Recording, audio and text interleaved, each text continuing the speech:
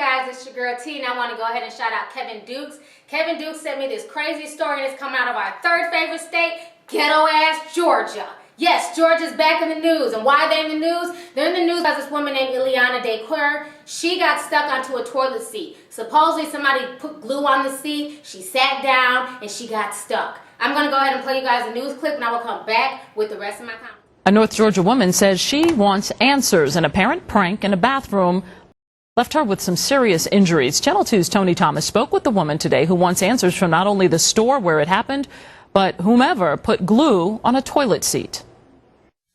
12 days after this incident, the woman says she remains couch-bound. And if the injuries suffered here weren't bad enough, she's very embarrassed. I was stuck probably over an hour. Illyanna Keur says what happened to her was scary enough, but the humiliation that followed is a completely different story. I'm a grown woman that can't even set up. Illyanna went to this Banks County Home Depot the day before Thanksgiving with her sister and brother-in-law. When she went to the restroom, she says she never noticed anyone had tampered with the seats until it was too late. He's just come in here and put the super glue on the seats. This is video her sister took as paramedics worked to free her. The pain is obvious as you watch the tape. Crews ultimately decided to use WD-40 to free her. It worked, but she was left with ripped skin and several wounds. Illyanna and her family now question the process. I couldn't understand why they weren't just taking me to the emergency room and having a doctor remove it. She wasn't in her right state of mind to okay an experiment on her.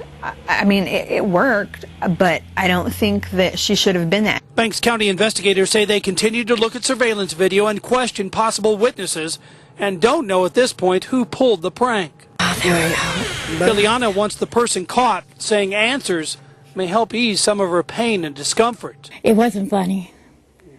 Whoever decided to do this, it wasn't funny. The Banks County Fire Chief tells me his paramedics followed a doctor's orders on the best way to handle this situation. In Banks County, Tony Thomas, Channel 2 Action News. So you guys just watched the news clip, and y'all may not like what I'm about to say, but I don't give a damn. Okay, so first of all, in my personal opinion, I think this woman is full of shit. Literally, okay? Watching the video, I noticed how her and her daughter, whoever's next to her, were trying to blame the paramedics, saying that they shouldn't have used WD-40 and, you know, they tore her skin. Almost trying to shift the blame on them and Walmart. I feel like these two people are looking for a payday, and this is why. When I mess with super glue, because a lot of times I have to glue things back together, you know, if you get your nails done, usually super glue dries in like 2.3 seconds, okay? For somebody put super glue all over the toilet seat, they would have had to do it right before she walked in. So is that it had to be literally as they were walking out, she was walking in. So I'm not buying that, because if it was on the toilet seat, it would have dried up right away to the point where she wouldn't have got stuck. And how many times have people been out here in society literally looking for a payday? Just a few weeks ago, I was talking on Twitter about the gay waitress who claimed that somebody had wrote, you know, they weren't going to give her a tip because of her lifestyle. And then it came out that this woman lied, that nobody wrote that on her ticket, and that basically she was looking for donations and a payday, and she got it. Duped? That's what the customer now claims after that restaurant receipt went viral, making national headlines. Bryn Gingras is here now with a stunning new twist you'll see only on News 4. Bryn? Well, Sheba and Check, it's a case of she said, they said. It was days after that story aired that a Bridgewater couple noticed their copy of the bill looked remarkably like the one waitress Dana Morales posted online, except not only did they say they generously tipped her, but they never wrote that hateful message, and it's possible it was all made up. When a New Jersey waitress said she was stiffed on a tip because of her lifestyle, the sympathy and the cash came pouring in. I'm donating pretty much $3,000. News 4 is one of many media outlets that reported on the former Marine's shocking and offensive story. People are very ignorant. They should be ashamed of themselves for watching. There was one couple who was watching and took those words to heart. Don't think that way. The most tolerant people. I don't care what you do in your life. If you're a good person. I sat down with a couple who asked we not show their faces. They told me it was their family who Morales served that night, and their customer copy of the check proves Morales' version of the story doesn't add up. 100% you know that's your check. Yeah, I can actually tell it's my name under the fuzzed out name. In fact, both copies of the check have the same date, timestamp, but the totals are different. The family says they left an $18 tip. They even provided News 4 their credit card statement showing those charges on their Visa. That's something that also puzzled the restaurant manager. So why would her credit card be charged this much, $111.55, including a 20% tip?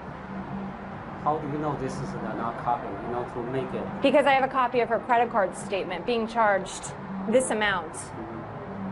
And that message, I'm sorry, but I cannot tip because I do not agree with your lifestyle and how you live your life. The couple says it's not even their handwriting. And I said, oh my God, she's doctored up our check. They just said it's possible you made this up because this isn't their handwriting and this isn't how they left the check. That's not my handwriting. I don't know. Again, I don't know. Tonight, we talked to Morales, who's sticking with her story and says she's certain she wasn't tipped. You see why they're upset? I guess. I mean, I'm sure. Because it's a disgusting thing to do, to write that, the restaurant profits from this. Obviously, Dana is profiting from this. And it's fraud. It's a scam. In a statement to News 4, Gallup Restaurant says it opened an internal investigation and Morales is still waiting tables. And this family, who says they've dined at Gallup many times before, well, they say they have no intentions of going back. Just like the black woman from Red Lobster who claimed that somebody wrote "none nigger" on her ticket, and then when it came out that the boy didn't write it, then all of a sudden she forgave him and she didn't know who wrote it. I think we have a lot of attention whores in this society, and I think this is another case of somebody being an attention whore, trying to look for an easy way to sue Walmart and the police department and the paramedics. So with that being said, I hope they blow the lid off this damn mystery before shit hits the fan and more people decide to do some stupid shit like this. I just find it funny that all of a sudden everybody's getting stuck to a toilet seat. And there's another case where the same thing happened about a year or so ago at another Walmart where somebody mysteriously got stuck to a toilet seat. I just find it funny that all these folks are getting stuck to toilet seats. My thing is, when you walk into a public toilet seat, the first thing you do is look at the seat. You know how many nasty bitches are out there? As hard as I try not to use public bathrooms, especially in the club, but every now and then you do have to use the bathroom. Who the hell sits on the toilet seat any damn way? You go to the damn toilet in a public bathroom, you're supposed to just squat. But with that being said, let me remind some of you nasty ass girls.